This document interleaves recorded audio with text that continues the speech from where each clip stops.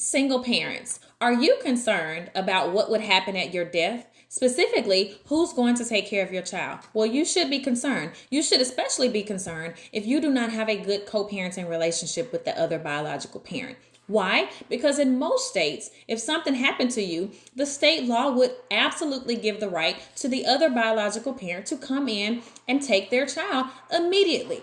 If you want to give your family the right to fight, that means what we lawyers call standing in court, the ability to ask a court to consider them, then you need to consider three things. Number one, you need to consider a power of attorney.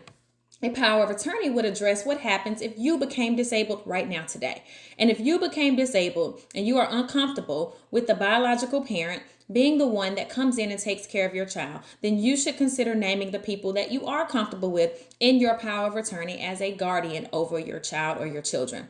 Now, in most states, again, the biological parent has the automatic right to do this. So if you are disabled, if something happens to you, that other parent usually has the right to come in.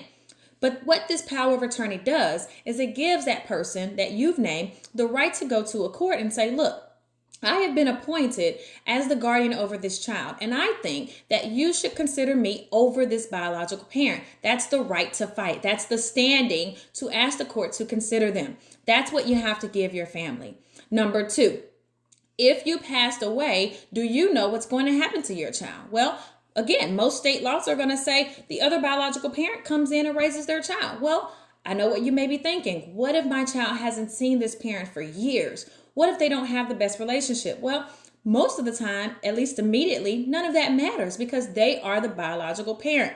If you want a court to hear you, to understand your position about why you want someone else to parent your child if you passed away, you have to name them in your will immediately. And then finally, guess who gets the chance to manage your money if you passed away without an estate plan? You guessed it. If you are a single parent and the other biological child, the biological parent is still alive, they will have the priority in most states to be able to manage that money. Now, if you don't want that to be the case, then you need to consider a trust. If you set up a trust today and that trust contained all of your assets at your death, and it passed to your biological child, you have the ability right now to name a trustee who is whoever you trust to manage that money. And that's the person who will manage your money for the benefit of your child. Don't leave this decision up to a court, because if you do it right in your estate plan, then you are taking away that decision to manage your money and you're putting it in the hands of the people you trust.